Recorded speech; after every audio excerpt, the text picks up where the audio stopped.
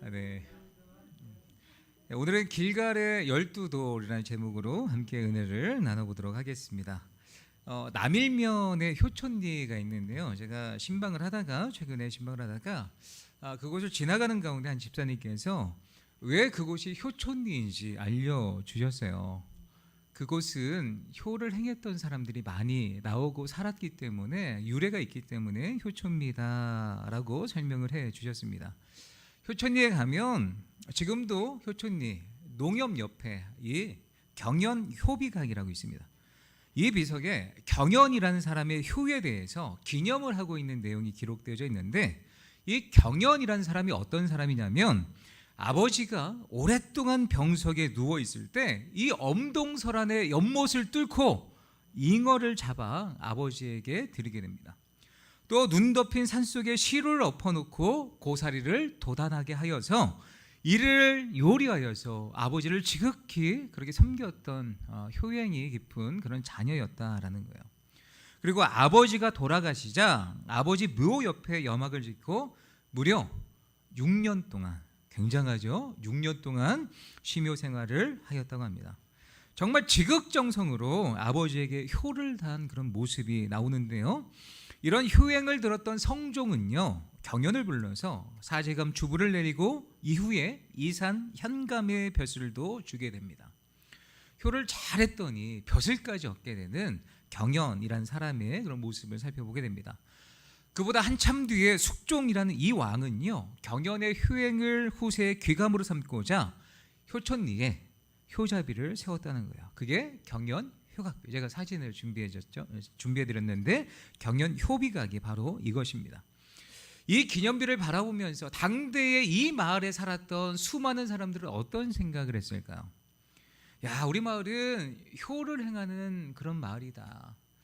왕이 효를 행하여서 주목해보는 그런 마을이다. 이런 위대한 인물이 우리 마을 가운데 나왔다 생각하면서 이 기념비를 지나갈 때마다 나도 부모님에게 효를 다해야지 라고 생각하지 않았을까요? 그렇습니다. 이렇게 기념비를 세우는 것은 어떤 사람이나 어떤 일을 기억하기 위함입니다. 그것을 기념하는 것이고, 그 사람이나 어떠한 일을 통해서 우리가 어떤 도전을 받길 원하는 거예요. 그래서 기념비를 세운다는 거죠. 오늘 본문에도 보면 하나님께서도 이스라엘 백성에게 기념비를 세울 것을 요청하고 계십니다. 지난주에 저희가 살펴본 대로 이스라엘 백성들은요, 광야에서 40년 생활을 하게 됩니다. 그 모든 생활을 청산하고 여호수아를 지도자로 가나안 땅에 들어가게 되는데, 그 가나안 땅을 정복해야 될 사명이 있었던 거예요. 결코 쉬운 일이 아니었습니다. 왜냐하면 그 땅의 7 거민들은요, 이스라엘 백성들이 온다고 두 손을 들고 환영하면서 어서 오십시오, 여기 땅이 있습니다, 여기 마음껏 사용하십시오, 환영하지 않을 뿐더러 그 지역은요, 거대한 아낙 족속이 살았기 때문에 이 거대한 족속과 불가피하게 전쟁을 치러야 되는 그런 땅이었어요. 안 그래도 앞길이 험난한데 그 땅에 들어가기 전에 그들 앞에 무엇이 있었습니까? 요단강이라는 장애물이 있었죠. 그때 하나님은 여호수아 백성들에게 뭐라고 말씀하십니까? 제사장들을 통하여서 하나님의 언약궤를 메고 요단강 가운데 들어가라라고 말씀하셨어요. 하나님이 앞서가 주신다는 거예요. 그 뒤를 너희는 따라가기만 하면 돼. 너희의 생각과 모든 가치관을 내려놓고 하나님의 말씀에 절대적으로 순종해서 따라가면 놀라운 일을 보게 될 것이다 말씀하십니다. 그리고 성결하게 준비하여라, 하나님을 따라가라, 성결해라. 지난주에 나눴던 말씀이죠. 하나님께서 말씀하신 대로 제사장들이 법궤를 메고 요단강에 발을 잠그자 요단강 물주기가 멈추게 되었습니다. 마치 보이지 않는 댐이 건설된 것처럼 강 위편물이 막혀서 가득했지만 강 아래편은 물이 사해 쪽으로 다 흘러가 버린 거예요. 이스라엘 백성들이 요단강을 평지 건너듯이 손쉽게 건너게 되었습니다. 이 장면은요, 요단강을 건너고 있는 이 요단강 도하 장면은 성경의 어딘가와 매우 흡사하지 않습니까? 그렇습니다. 모세를 통해 이 홍해를 건넜던 이스라엘 백성들의 그 모습을 완전 빼어 닮은 그런 모습이죠. 그러면서 이 장면을 이스라엘 백성들이 바라보면서 여호수아의 리더십에 대한 의문이 싹 사라지게 되는 거예요. 모세와 함께 하신 하나님이 이 여호수아와도 함께 하시는구나. 홍해를 가르신 그 하나님이 이 여호수아와도 함께 계시는구나. 하나님 함께 계시고 이 리더를 하나님이 돌보시니 우리가 이 리더를 따라가야 된다. 그들이 그렇게 생각했던 거예요. 그런데 오늘 본문 4장 말씀에 와보면 하나님께서 뜻밖의 명령을 이스라엘 백성들에게 또 여호수아에게 내리고 있습니다. 무엇이냐면 지금 이스라엘 백성이 요단강을 마지막까지 다 건넌 거예요. 근데 아직 제사장들은 법궤를 맨 채 요단강 한가운데 서 있는 거예요. 이제 제사장들만 건너오면 모든 것이 다 끝나는 상황이었습니다. 그런데 하나님께서 여호수아에게 말씀하시기를 각 지파에 한 사람씩 뽑아서 제사장들이 법궤를 메고 서 있는 강 한가운데로 가라는 거예요. 그리고 그 자리에서 그 가운데 있는 돌 무더기 12개를 취하여서 탑을 쌓아라라는 거예요. 강 한가운데 쌓아라. 그리고 12개를 가지고 나와서 너희가 오늘 밤에 유숙할 그곳에 기념비를 세워라 말씀하신 거예요. 여호수아가 하나님의 명을 전했고 이스라엘 백성이 순종하게 됩니다. 그래서 요단강 한가운데 제사장들이 법궤를 메고 섰던 그 자리에 12개의 돌 기념비가 세워지게 되고 또 이 일이 끝나자 마침내 법궤를 맨 제사장들도 요단강을 건너 넘어올 수 있게 됩니다. 왜 하나님은 요단강 바닥에 있는 12개의 돌을 취하여 그 가운데 쌓고 또 첫날 밤에 유숙할 곳에 기념비를 세워라 말씀하셨던 것일까요? 그 이유는 여기에 있습니다. 첫 번째 같이 있습니다. 하나님을 기억하기 위함이다. 하나님을 기억해야 된다. 아까 경연이라는 사람이 어떤 일을 행하였는지 기념하기 위해서 기념비를 세웠다면 이 기념비는 길갈의 12돌은요 하나님을 기억하기 위해 그 기념비를 세워라라는 거예요. 7절 말씀 함께 있습니다. 이 돌들이 아멘. 하나님이 말씀하신 거예요. 이 돌탑은 영원히 기념이 될 것이야. 이스라엘이 하나님의 은혜로 요단강을 건넌 것은 하나님을 기억하기 위해서 돌을 세울 것이라 명령하셨습니다. 하나님께서 어떤 분인가를 기억하고 기념하기 위해서였는데요, 하나님께서는 오늘날 똑같습니다. 우리 성도들이 하나님의 은혜를 기념하며 살아가기를 원하십니다. 그러나 사람들은요 지나간 일들, 특히 하나님의 은혜를 종종 잘 잊어버리는 그런 경향이 있다는 거예요.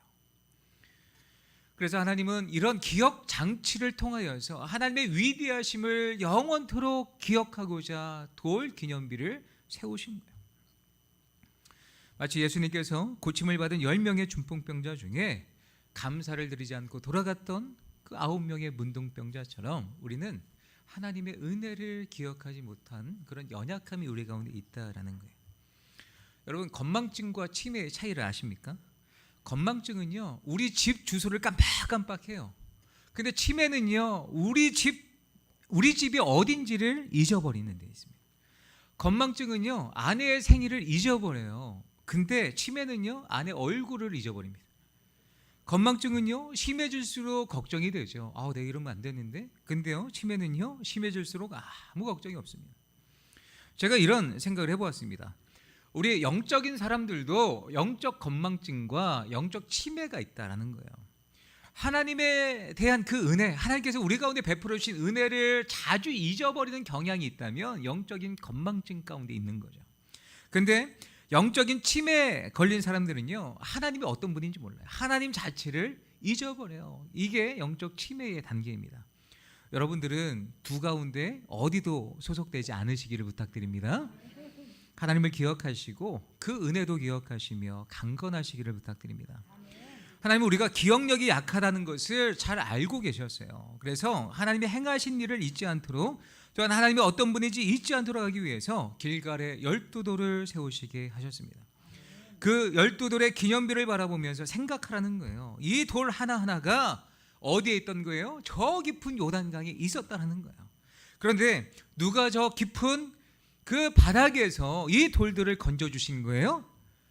하나님이 건지게 하신 거예요. 그들이 어깨에 메고 가지고 나올 수 있도록 이 요단강을 마르게 하신 분이 바로 여호와 하나님이시다라는 거예요.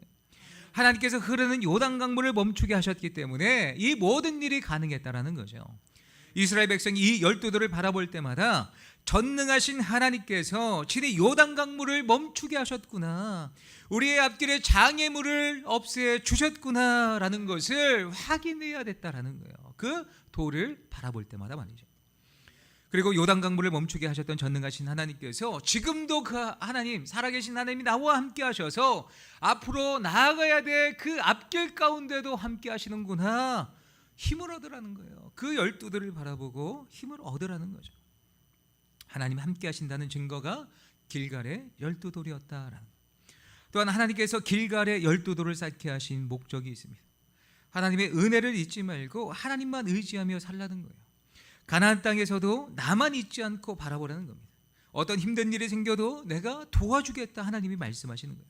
사실 이스라엘 백성들이 정복을 위해 들어온 가나안 땅을 바라보면 가나안 7족속이 목숨을 걸고 저항하는 상황이죠. 난공불락의 성을 지어놓고 결사항전을 하고 있는 그런 상황입니다. 이스라엘 백성이 자기들 힘으로는 도저히 어쩔 수 없는 그런 상황이죠.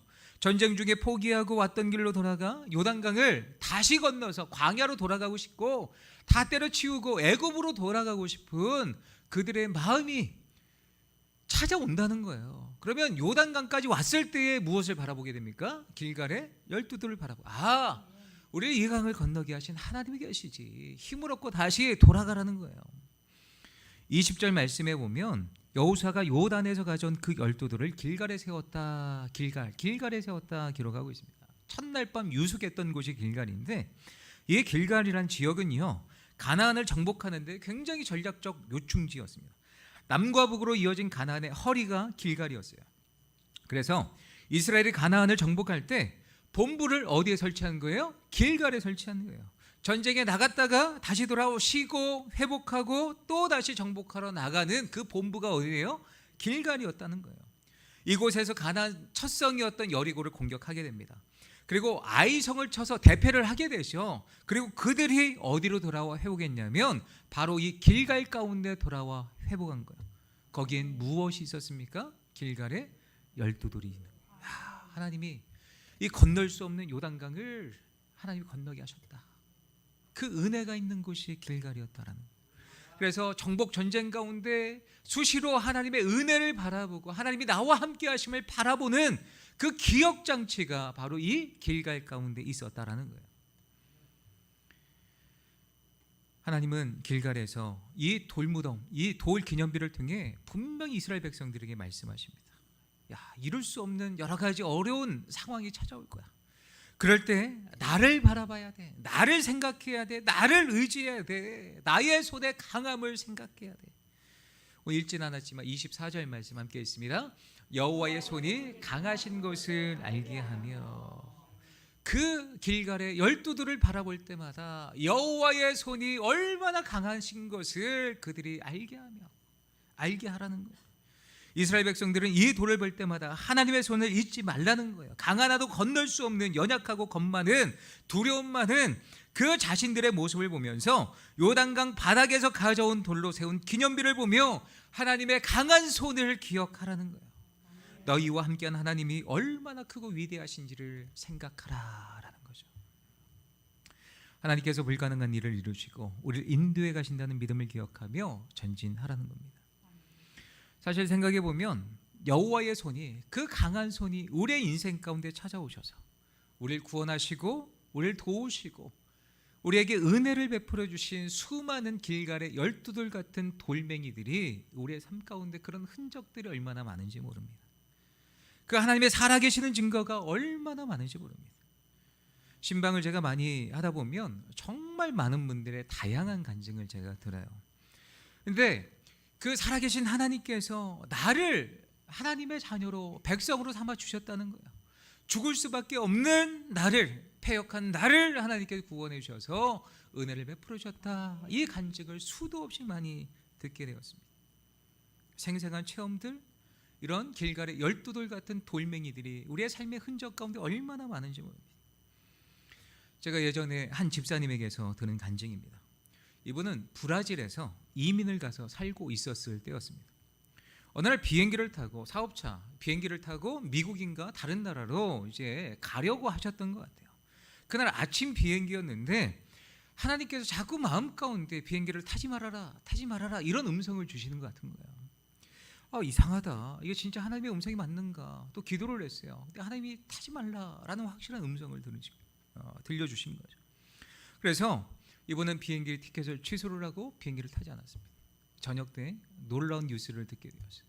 본인이 타려고 했던 그 비행기가 추락해서 탄 모든 자들이 다 죽었다는 거예요. 너무너무 안타까워하면서 그 죽은 사람들 하나님 어떡합니까? 가슴을 치면서 나도 죽었어야 되는데, 나도 비행기를 탔다면 저렇게 죽었을 텐데, 하나님께서 새 생명을 주셨다라고 생각을 하며 또 하나님의 인도하심을 경험하며 그렇게 고백하셨던 집사님의 간증을 생각해 보게 되었습니다. 그렇습니다. 인생의 어떤 크고 작은 돌들, 하나님의 인도하심과 살아계심을 경험했던 수많은 돌멩이들이 우리의 삶에 널려져 있다라는 거예요. 그것을 방치하지 마시고 바라보면서 하나님을 기억하셨으면 좋겠어요. 우리 하나님이 나를 구원하셨구나, 하나님이 나를 도우셨구나, 나에게 은혜를 베풀어 주셨구나, 죽을 수밖에 없는 나를 구원해 주셨구나, 하나님을 기억하시기를 부탁드립니다. 그리고 여전히 우리가 살아가면서 헤쳐나가야 될 수많은 일들이 있을 거예요. 그럴 때마다 이 하나님의 약속에 근거해서 다시 건너고 이기고 극복할 수 있도록 이 증거의 돌멩이를 바라보며 하나님의 살아계심을 더욱더 믿고 의지하고 주님 앞에 나아가시는 저와 모든 성도님들 되시기를 예수님의 이름으로 축원합니다. 두 번째로 길갈에 하나님께서 열도들을 세우신 이유가 있습니다. 함께 있습니다. 하나님을 모르는 자들이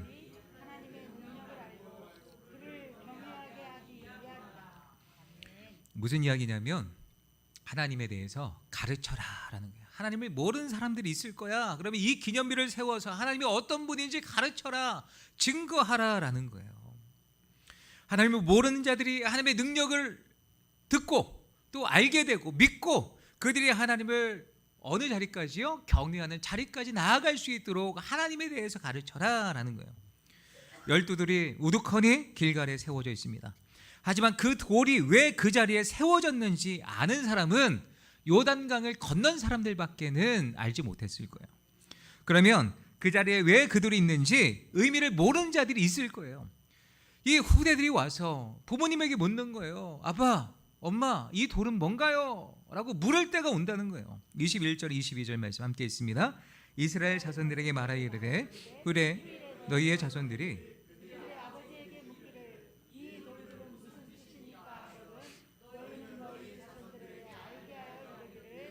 이스라엘이 마른 땅을 밟고 이 요단을 건넜음이라. 아멘. 자녀들에게 이 돌의 의미가 무엇인지, 어떻게 하나님께서 우리 가운데 은혜를 베푸셨는지 가르치라는 거예요. 증거하라는 거예요. 하나님이 살아계신 분이다라는 것을 후대 가운데 남겨줘야 한다는 거예요. 그들이 하나님을 경외하는 자리에 이를 수 있도록 하나님에 대해서 전하라는 겁니다. 23절 24절 말씀도 함께 있습니다. 너희의 하나님 여호와께서 요단물을 너희 앞에서 마르게 하사 너희를 건너게 하신 것이 너희 하나님 여호와께서 우리 앞에 홍해를 말리시고 모든 백성에게 여호와의 손이 강하신 것을 알게 하며 너희가 너희 하나님 여호와를 항상 경외하게 하려 하심이라 하라. 아멘. 이 짧은 말씀에 3번이나 강조되고 있는 표현이 있습니다. 너희의 하나님 여호와께서 무엇을 가르치라는 거예요? 너희의 하나님 여호와께서 이런 일을 행하셨어. 너희의 하나님 여호와께서 너희 가운데 이런 구원의 역사를 베푸셨어. 이 하나님의 일하신 하나님의 능력, 하나님이 하셨다는 것을 가르치라 이야기를 하고 있습니다. 이 돌들을 통해 하나님이 어떤 분인지 알려줘야 될 사명이 있다라는 거예요. 지금도 유대인들은요 6월절 때가 되면 한밤중에 자고 있는 아이들을 깨운다고 합니다. 그래서 아이들이 왜 이 한밤중에 잠도 자지 못하고 우리를 깨우는 것이냐고 묻게 되면 설명을 해주는 거예요. 야, 오늘 이 밤에 왜 너희를 깨는 줄 알아? 옛날 우리의 조상들이 애굽에 있을 때 하나님께서 어떻게 그들 가정 가운데 장제의 죽음의 재앙이 지나가게 하셨는지 그 실감나게 그 자녀들에게 이야기를 해준다는 거예요.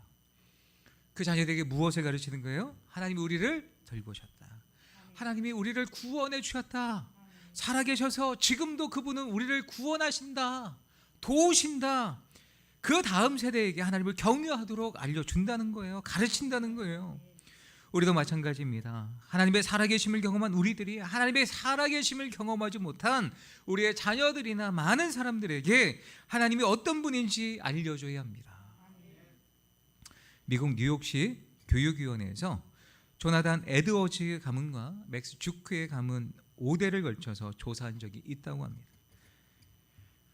맥스 주크는요, 조나단 에드워즈와 같은 동시대 사람인데요, 조나단 에드워즈와 같은 지역에 살았을 뿐만이 아니라 같은 수준의 경제력을 가졌고 같은 수의 가족이 있었다고 합니다. 그런데 큰 차이점이 하나가 있는 거예요. 모든 것이 다 비슷해 보입니다. 경제력, 사는 지역, 가족 수 비슷해 보여요. 그런데 큰 차이점이 하나가 있는데, 조나단 에드워즈는요, 후손에게 영적으로 성격을 지표로 삼고 질적으로 인문고전 독서에 힘쓰는 전통을 물려주었다고 합니다. 당시에 인문고전은요, 성경적 가치관이 기록된 고전들이 너무나 많았어요. 그러면 영적으로도 성경을 가르치고 인문학적으로도 무엇을 가르친 거예요? 성경을 가르친 거예요. 하나님이 어떤 분인가를 자녀들에게 가르쳤다는 거예요. 반면에 맥스 주크는요, 성경에 무관심하게 됩니다. 인문고전 독서에도 그렇게 문외 아닌 그런 전통을 자녀들에게 물려주었다라는 거예요. 한 분은 성경적 가치관, 하나님에 대해서 자녀들에게 가르쳤고, 한 사람은 하나님에 대해서 전혀 자녀들에게 강조하지도 않고 가르치지도 않았다는 거예요. 그런데 5대에 걸쳐 조사를 해보니까 조나단 에드워즈의 후손은요 896명이었는데, 여기서 부통령 1명, 상원의원 4명, 대학총장 12명, 대학교수 65명, 의사 60명, 목사 100명, 군인 75명, 저술가 85명, 법조인 130명, 공무원 80명 등이 배출되었다고 합니다. 한편 맥스 주크는요, 그의 후손은 1062명이었는데 여기서 전과자가 100명 가까이 되고 알코올 중독자가 58명이 됩니다. 창녀가 65명, 빅민이 286명, 문맹자가 460명 등이었다고 합니다. 무엇이 이렇게 후대들의 삶을 이렇게 극과 극으로 나누게 한 그 차이가 어디에 있습니까? 하나님에 대해서 가르치지 않았다는 거예요. 살아계신 그 하나님, 나와 함께 하신 그 하나님, 내가 체험적으로 느껴서 그 살아계신 하나님이 나와 함께 하시고 너희들 가운데 함께 한다, 이것을 자녀들에게 알려주지 않았다는 거예요. 이 이야기를 듣고 어떤 분은 이렇게 생각하실 거예요.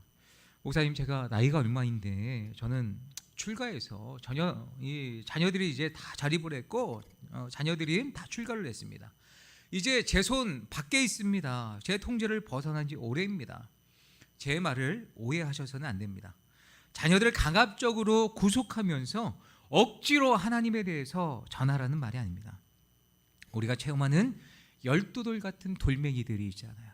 비행기에서 건져주신 것, 하나님께서 태의 문을 열어주셔서 기적적으로 생명을 허락해 주신 것, 우리가 죽을 수밖에 없는 병을 갖고 있었는데 하나님 앞에 부르짖어 기도했을 때에 하나님의 생명을 연장시켜 주신 것, 좋은 의사를 통해서 기적적으로 모든 나의 삶을 열어주신 것, 어둠의 터널에서 나를 건져주신 것, 우울증의 긴 늪에서 나를 건져주신 것, 새 생명을 주시고 나에게 소망을 주신 것, 미래의 앞길을 보여주시고 열어주신 것 등등 수많은 돌멩이들이 우리 가운데 있다는 거예요.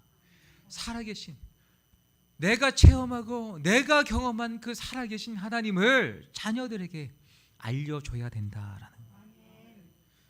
자연스럽게 그 자녀들이 하나님의 살아계심을 알도록, 하나님의 계심이 인정되도록 하나님이 어떤 분인지 알려줘야 한다는 것입니다. 또 오늘 말씀에는 비단 자녀들에게 국한된 말씀이 아닙니다. 하나님을 모르는 모든 자들에게 하나님의 살아계심을 전하라 말하고 있습니다. 24절 말씀 함께 있습니다. 이는 땅의 모든 백성에게, 아멘. 이 말씀에 보면 땅의 모든 백성이 여호와의 손이 강한 것을 알게 하고, 그 돌탑을 바라보고 여호와의 손이 강한 것을 이스라엘 백성에게만 알리는 것이 아니라 이 땅의 모든 백성이 여호와가 어떤 분인지를 알게 해라라는 거예요. 결국에는 그들이 여호와에 대해서 듣고 알고 믿고 하나님을 경외하도록 하려는 그 목적 가운데 길갈에 12돌을 세워라 말씀하신 거예요. 그렇습니다. 사도 바울의 말처럼 믿음은 들음에서 납니다. 들음은 그리스도의 말씀으로 시작된다는 거예요. 하나님이 나를 어떻게 채워주셨는지, 우리 신앙인들은요, 다른 이들에게 이 살아계신 하나님에 대해서 하나님의 말씀을 가지고 또 전할 수 있는 신앙인이 되어야 합니다. 하나님은 우리에게 일어난 기적들을 통해서 다른 사람들에게 하나님이 어떤 분인지 증거하는 삶을 살도록 요구하고 계십니다. 그래서 자꾸 들려주셔야 됩니다.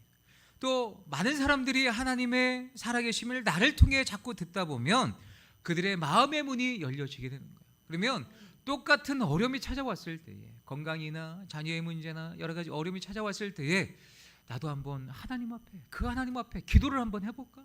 그 하나님을 한번 신뢰해볼까? 믿음이 열려지게 되어 있다라는 거예요. 예수 그리스도를 모르는 자들에게 예수님을 알려줄 수 있는 오늘날의 우리가 갖고 있는 열두들이 무엇입니까? 그것은 예수님의 십자가일 것입니다. 십자가에서 나를 구원하신 예수님의 강한 사랑과 은혜가 그 가운데 있다라는 거죠. 우리가 그 십자가의 구원의 은혜를 경험했다면 십자가에서 예수님이 행하신 구원의 역사를 다른 누군가에게 전해야 한다는 거예요. 십자가의 위대한 사랑을 다른 누군가에게 전해야 한다는 것입니다. 2007년 아프가니스탄 피랍 사태를 다 기억하실 겁니다. 아프가니스탄에서 순교한 배영규 목사님, 원으로 표시를 해드렸는데요, 배영규 목사님의 숨은 이야기가 있습니다. 아프가니스탄에서 피랍되었을 때에, 포로로 되었을 때에 한국의 네티즌들이 이 피랍된 소식을 듣고 탈레반에게 영어로 편지를 쓰게 됩니다. 뭐라고 편지를 쓰게 되냐면, 그 피랍된 단체는 종교 단체이고 그 중에 지도자는 배형규 목사님입니다. 이런 정보를 왜 줬을까요? 죽이라는 거예요. 한국의 이 피랍 사태의 어떤 뉴스가 가십거리가 막 되고 있었을 때에 사람들이 교회가 왜 저래, 이런 어떤 안 좋은 시선이 있었잖아요. 그 좋지 않은 마음을 가지고 편지를 쓴 거예요, 탈레반에. 세상에 말이 되는 소리입니까? 같은 민족이 피랍되어 있고 구금되어 있다면 인도적인 차원에서도 어찌 그런 어떤 편지를 쓸 수 있단 말입니까? 편지를 쓴 거예요. 그리고 심성민 형제라고 하죠. 같이 순교를 당한 그 형제가 왜 죽어야 되는지, 가지 말아야 될 곳에 들어가서 사진을 찍었다. 이 한국의 네티즌들이 편지를 써서 보냈다라는 거예요. 결과 두 분의 순교자가 나오게 되었죠. 나중에 이 네티즌들이 잡히게 되었습니다. 왜 목사님인 게 밝혀졌을까? 이게 추적하다가 이 정부가 이렇게 파보니까 그 글을, 편지를 보냈던 한국의 네티즌들이 발견되었던 거예요. 그 사람들이 아니었으면 목사님은 지금 살았을 수도 있잖아요. 가족들 입장에선 그 네티즌들, 편지를 보낸 그 사람들 원망하고 저주할 수 있는 그런 상황이지 않습니까? 자신 남편과 부모와 자녀를 죽인 원수들이지 않습니까? 하지만 배영규 목사님의 가족들은 그 네티즌들을 원망하지 않고 용서하는 거예요. 왜요? 그들 가운데는 길갈의 12돌, 예수님의 십자가가 있었기 때문입니다. 그 하나님의 사랑과 용서를 경험했기에 원수들까지 용서하게 되었던 거예요. 십자가에서 우리를 위해 생명을 주신 예수님을 바라보며 원수인 우리를 위해 예수님도 십자가에서 피를 흘려주셨는데, 생명을 흘려주셨는데, 나도 예수님처럼 저 십자가를 바라보며 나도 저런 용서의 삶을 살아가야 되겠다 결단을 하고 그 네티즌들을 용서했던 거예요. 용서를 받은 사람들은 어떤 생각을 하게 되었을까? 그들이 예수님을 그 후에 영접했다, 그런 소식은 듣지 못했지만, 내가 무엇이 간데, 예수님의 그 십자가의 사랑은 위대하구나라는 것을 깨닫지 않았을까? 그들이 깨닫지 못했을지언정 수많은 기독교인들, 믿지 않는 자들이 이 예수 그리스도의 십자가의 사랑을 배영규 목사님의 가족들을 통해서 깨닫게 되었다라는 거예요. 그렇습니다. 우리는 예수님의 십자가를 바라보며, 우리에게 구원을 베풀어 주신 그 장치 십자가를 늘 바라보며 우리도 늘 철저히 십자가 앞에서 낮아지고 겸손해서 예수님의 십자가의 사랑으로 세상에 그 사랑을 증거하는 저와 모든 성도님들 되시기를 예수님의 이름으로 부탁드립니다. 말씀을 맺겠습니다. 우리는 하나님의 은혜를 기억하는 길갈의 12돌 같은 크고 작은 돌멩이들이 분명히 있을 것입니다. 그 작은 돌멩이들, 큰 돌멩이들을 그 은혜를 기억하며 하나님을 바라보시고 남아있는 우리의 모든 생애 가운데 하나님을 바라보고 신뢰하고 전진하시기를 부탁드립니다.